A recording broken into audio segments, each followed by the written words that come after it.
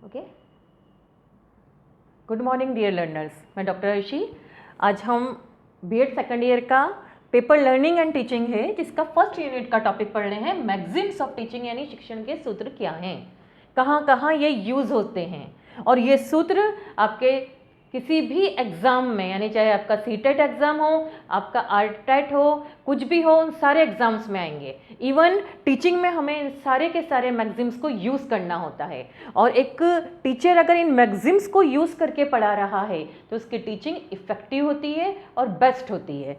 देखिए, जैसे रोल क्या है इन मैगजीम्स का, क्यों हमारी लर्निंग और टीचिंग में मैगजीम्स को इतना महत्व दिया गया है या इम्पोर्टेंस है, क्योंकि ये किसी भी टीचिंग को यानी एजुकेशन को बहुत इजी कर देते हैं, कंफर्टेबल कर देते हैं, इजीली स्टूडेंट को समझ में आए, अंडरस्टूड हो जाता है, स्टूडेंट को समझ में आता है कि वो क्या पढ़ रहे हैं, और इफ़ेक्टिवनेस आती है टीचिंग में, इसलिए इन मैगजीम्स को यूज़ किया जाता है। और अगर आप इनके पीछे स्पेशल प्रिंसिपल देखें तो प्रिंसिपल होता है इन सब के पीछे प्रीवियस नॉलेज, पूर्व ज्ञान। क्योंकि जब भी हम किसी को कोई टॉपिक पढ़ाते हैं तो कभी भी डायरेक्ट टॉपिक पे आ ही नहीं सकते।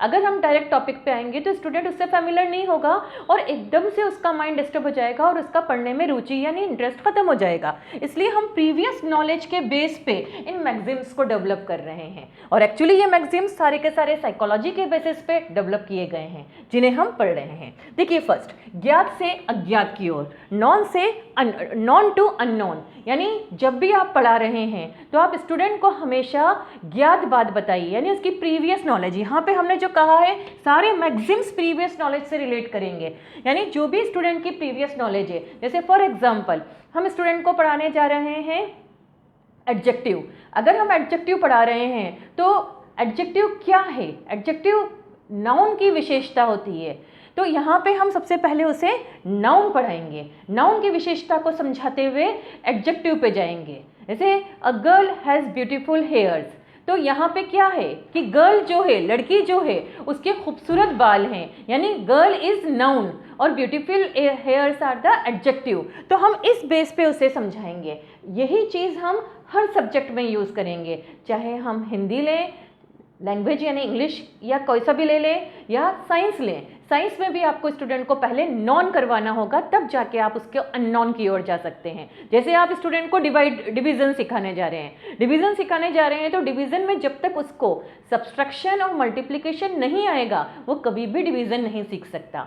तो आप जब भी आप उसे पढ़ाएंगे सब्सट्रैक्शन और मल्टीप्लिकेशन से लेकर आप उसे टॉपिक पे लाएंगे तो उसका इंटरेस्ट होगा, उसका कॉन्फिडेंस बढ़ता है कि हाँ मुझे ये चीज़ आती है, और वो नई चीज़ को आसानी से सीख लेता है। नेक्स्ट, विशिष्ट से सामान्य की ओर। आप जरा देखिएगा, कॉम्प्लेक्स टू सिंपल, यानी आप जब भी स्टूडेंट को पढ़ा रहे हैं अगर टॉपिक टफ है तो हमेशा उसे आप एग्जाम्पल, विशिष्ट एग्जाम्पल दीजिए, और विशिष्ट एग्जाम्पल देकर आप सामान्य नियम पर लेकर आ जाइए। अगर आप विशिष्ट एग्जाम्पल देंगे तो उसे फिर वो नियम समझने में आसानी हो जाएगी। डन। नेक्स्ट, मूर्त से अमूर्त की ओर। इसे बहुत ध्यान से समझेंगे आप। मूर्त यानी जो चीज़ नजर आ रही है, उससे अमूर्त की ओर। फॉर एग्जाम्पल, जैसे ये डस्टर है, डस्टर का एक रूप अवेलेबल है यानी डेफिनेट स्ट्रक्चर है। अब ये डस्टर काय का बना है, वुडन है, प्लास्टिक है, या इसको रब करने का चीज़ क्या है, तो मूर्त चीज़ क्या रही, हम उसे क्लियरली दिखा रहे हैं कि चीज़ क्या है, मूर्त उसे कहते हैं। और वो काय का बना है, उसके अंदर क्या नियम है, क्यों साफ कर रहा है, ये सब अमूर्त की ओर जाते हैं, यानी कॉन्क्रीट टू एब्स्ट्रैक्ट थिंकिंग। यही हमारी साइंटिफिक थिंकिंग में जाती है। जब हम कुछ भी चीज़ देखते हैं, जैसे अगर आपको याद होगा कि साइंस के अंदर जब आर्किमिडीज प्रिंसिपल आया था तो वहाँ पे ये क्या कहा गया था कि ये चीज़ें तैर क्यों रही हैं, ये बात हुई थी। तो मूर्त रूप क्या है, कोई भी हल्की वस्तु तैरती हुई नजर आ रही है, ये मूर्त रूप था। अमूर्त रूप क्या कहलाएगा, वो क्यों तैर रही है, तो ये चीज़ क्या कहलाएगी, मूर्त से अमूर्त की ओर। तो जब भी आप स्टूडेंट को पढ़ा रहे हैं तो आप हमेशा उनके सामने जो चीज़ प्रेजेंट हो सकती है वो दिखाकर उन्हें उसके प्रिंसिपल या नियम की ओर लेके जाएंगे। ये कहलाता है मूर्त से अमूर्त की ओर। नेक्स्ट, निश्चित से अनिश्चित की ओर, यानी डेफिनेट टू इनडेफिनेट। डेफिनेट यानी अगर हम मल्टीप्लिकेशन या डिवाइड सिखा रहे हैं तो मल्टीप्लिकेशन या डिवाइड से पहले डेफिनेट चीज़ क्या है, मल्टीप्लिकेशन से करें तो हम उन्हें टेबल्स याद करवा देंगे स्टूडेंट को, यानी कि उन्हें जब मैथ्स के सारे टेबल्स याद हैं उसके बाद उनके लिए आसान है 2 3 जा क्या होता है या 4 6 जा क्या है, तो वो मल्टीप्लाई कर देंगे। तो ये क्या है, हमारा निश्चित, यानी हमने फिक्स टेबल के फॉर्म में उनको पहाड़े याद करवा रखे हैं, टेबल याद करवा रखे हैं, उसके बाद वो जाते हैं अपने अनिश्चित की ओर। डन। सरल से कठिन की ओर, सिंपल टू कॉम्प्लेक्स। इसका ये एग्जाम्पल हमने पहले भी लिया कि टीचर जब भी एडजेक्टिव पढ़ा रहा है तो पहले क्या लगेगा, नाउन। ऐसे ही मुझे अगर साइंस में आपको सर्कुलेटरी सिस्टम पढ़ाना है तो सर्कुलेटरी सिस्टम पढ़ाने से पहले मुझे आपको क्या बताना पड़ेगा, what is blood, what are the arteries and vessels. पहले मैं आपको धमनियाँ, शिराएं क्या होती हैं, रक्त क्या होता है, हृदय की संरचना क्या है, इसके बाद मैं आपको हृदय का परिसंचरण तंत्र पढ़ाऊंगी। आ रही है ना बात समझ में। कभी भी हम किसी भी स्टूडेंट को कुछ भी पढ़ा रहे होते हैं तो पहले सिंपल फॉर्म में जाते हैं, फिर उसके कॉम्प्लेक्स फॉर्म की ओर आते हैं। और आप एनसीईआरटी बुक को कभी गौर करिएगा, एनसीईआरटी बुक में जब भी परिचय दिए रखा होता है वो हमेशा सिंपल फॉर्म में डेली यूज़ के बहुत सारे एग्जाम्पल्स और पिक्चर्स दे रखे होते हैं, उसके बाद वो उसको कॉम्प्लेक्स फॉर्म में लेकर आते हैं। डन। नेक्स्ट, पूर्ण से अंश की ओर, बहुत इंपॉर्टेंट है। ये साइकोलॉजी का जो प्रिंसिपल है, गेस्टाल्ट साइकोलॉजी, उसके ऊपर बना हुआ है। गेस्टाल्ट का मीनिंग होता है कंप्लीट, पूर्ण। ये बहुत ज़्यादा एग्जाम में आया हुआ है। गेस्टाल्ट मीनिंग पूर्ण। फॉर एग्जाम्पल, आप जब भी किसी समस्या को देखेंगे तो पहले उसे पूर्ण रूप में देखेंगे, बाद में अंश की ओर जाएंगे। ये साइकोलॉजी का प्रिंसिपल है। आप फैन को देख रहे हैं, फैन को देखेंगे तो आप पूरा फैन देखेंगे कि पंखा ऐसा है, बाद में आप जाएंगे कि पंखुड़ियाँ हवा फेंकती हैं, मोटर उसको चलाने का काम करती है। तो ये क्या है, पूर्ण से अंश की ओर। इनसाइट थ्योरी अगर आपको याद हो तो इसी बेस पे थी कि वो जो चिंपांजी था, जब उसके सामने केला वहाँ दूर रख दिया गया था तो उसने अपनी समस्या को पूर्ण रूप में देखा था, तभी उसमें इंसाइट आई थी। तो गेस्टाल्ट साइकोलॉजी जो कहती है वो यही कहती है कि आप किसी भी समस्या को कभी टुकड़े में मत देखो, जब आप उसे पूर्ण रूप में देखोगे तब आप उसका समस्या समाधान पूर्ण रूप से कर पाओगे। तो ये कहलाता है होल टू पार्ट्स। किस पे लागू है, ये पूछा जाता है एग्जाम में, गेस्टाल्ट साइकोलॉजी पे लागू है। गेस्टाल्ट का मीनिंग होता है, गेस्टाल्ट का कोई हिंदी मतलब नहीं है, गेस्टाल्ट ऐसे ही यूज होता है जिसका मीनिंग होता है कंप्लीट, यानी पूर्ण, पूर्ण से अंश की ओर। ये गेस्टाल्ट साइकोलॉजी हम पढ़ते हैं हमारे साइकोलॉजी के उसके अंदर भी, और यूज़ किया जाता है। जैसे फॉर एग्जांपल एक और हम ले रहे हैं, मुझे फ्लावर के पार्ट पढ़ाने हैं या मुझे प्लांट के पार्ट पढ़ाने हैं, लीफ, स्टेम, रूट पढ़ानी है, तो मैं सबसे पहले स्टूडेंट को एक कंप्लीट फ्लावर वाला प्लांट दिखाऊंगी, फिर मैं जाऊंगी कि what is the function of leaf, leaf का फंक्शन क्या है, रूट का फंक्शन क्या है, स्टेम का फंक्शन क्या है। तो ये चीज़ जाती है, पहले तो हमने पूर्ण देखा, तभी तो हमें समझ में आएगा कि रूट का काम है कि पानी से, वो ज़मीन से पानी एब्जॉर्ब करना, स्टेम का काम है सपोर्ट करना, लीफ का वर्क है फोटोसिंथेसिस करना। ये जो चीज़ें जो हमारी आ रही हैं वो तभी आएंगी जब हमने कंप्लीट प्लांट देखा है, तो हमें बात ही नहीं समझ में आएगी। तो हम यही सोचेंगे कि भाई क्यों लीफ अकेली फोटोसिंथेसिस नहीं कर सकती, कहाँ ज़रूरत है रूट की। जब हमने उसे कंप्लीट पूर्ण रूप से प्लांट देखा तभी हमें ये बात समझ में आई कि क्यों पूरे एक कंप्लीट प्लांट का फंक्शन अलग अलग जा रहा है। डन। नेक्स्ट, आगमन से निगमन की ओर, लैंग्वेज, मैथ्स ज़्यादातर यही प्रिंसिपल लागू करता है। आगमन यानी, और जो भी बेस्ट टीचर होता है ज़्यादातर वो आगमन से निगमन की ओर ही जाता है। यानी आगमन का मीनिंग होता है एग्जाम्पल दो फिर नियम समझाओ। आगमन का मीनिंग क्या है, इंडक्टिव का मीनिंग होता है पहले एग्जाम्पल दो फिर नियम की ओर जाओ। और डिडक्शन का मीनिंग होता है पहले नियम दो, जैसे पाइथागोरस थ्योरम, फिर आप उसको सॉल्व करो। क्लियर।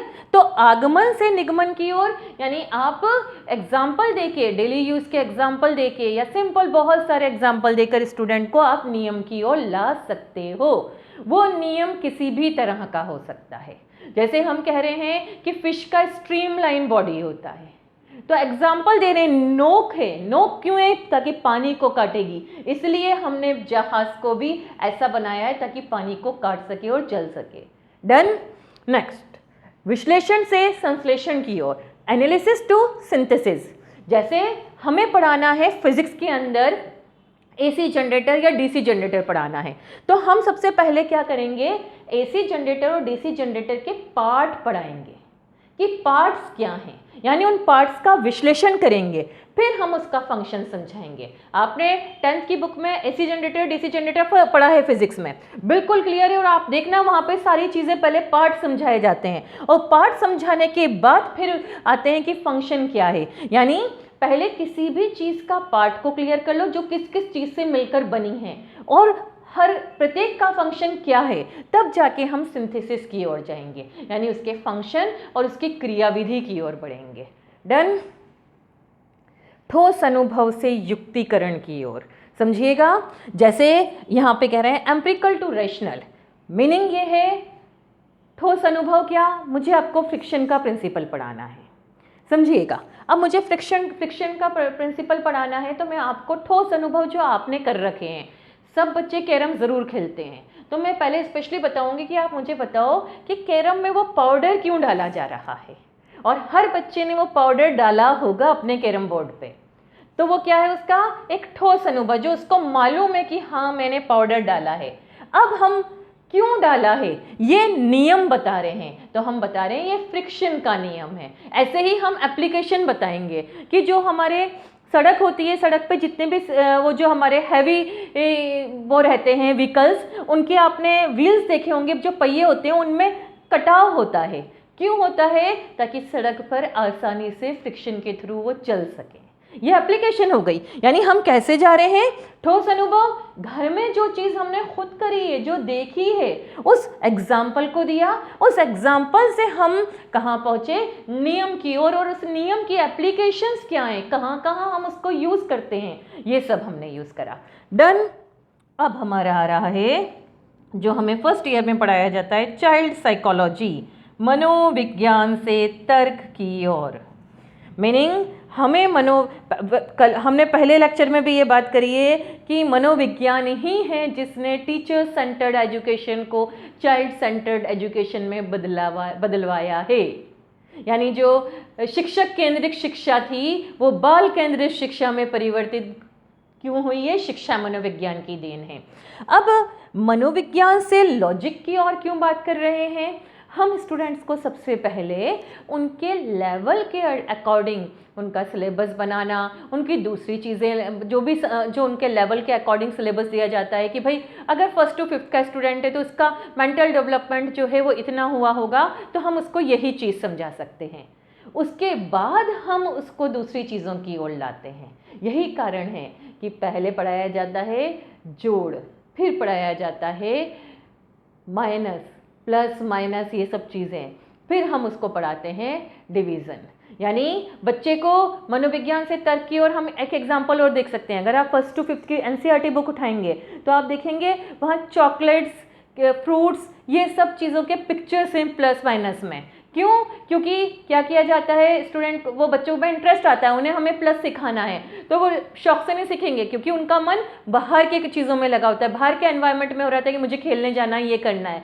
मगर हम उनको खेल खेल में तर्क के रूप में पढ़ा सकते हैं। हम उनको 5 चॉकलेट दिखा सकते हैं, 5 में 1 और प्लस करी तो कितनी हो गई, या 5 में एक आपने खा ली तो कितनी हो गई। तो ये क्या है, उन छोटे बच्चों को मनोवैज्ञानिक रूप से हमने इंटरेस्ट पैदा करवा के फिर तार्किक या लॉजिक की ओर बढ़ाते हैं, और यही लेवल हमारा 1st to 5th, 6 to 8 और आगे की क्लासेस में यूज़ किया जाता है। डन। ऐसे बहुत सारे एग्जाम्पल्स हैं, बट ये सारे एग्जाम्पल हमारे प्रीवियस नॉलेज के बेस पर चलते हैं, यानी पूर्व ज्ञान पे। अब वो पूर्व ज्ञान आपका डेली लाइफ का हो सकता है, आपके घर का हो सकता है, किसी भी तरह का पूर्व, आपका स्कूल का हो सकता है, या आपका आपकी डेली जो लाइफ है उसमें कहीं पे भी ये आपका जो पूर्व ज्ञान है वो यूज़ हो सकता है। और पूर्व ज्ञान के ही हम बहुत सारे एग्जाम्पल लेकर इन सारे प्रिंसिपल्स को, या हम कह सकते हैं जो मैक्सिम्स ऑफ टीचिंग है, उनको कवर करते हैं। आप और भी एग्जाम्पल खुद भी देखिए, क्योंकि सबसे ज़्यादा एग्जाम में अगर पूछे जाते हैं तो इस पे से क्वेश्चन ज़रूर होता है। डन? Okay, thank you.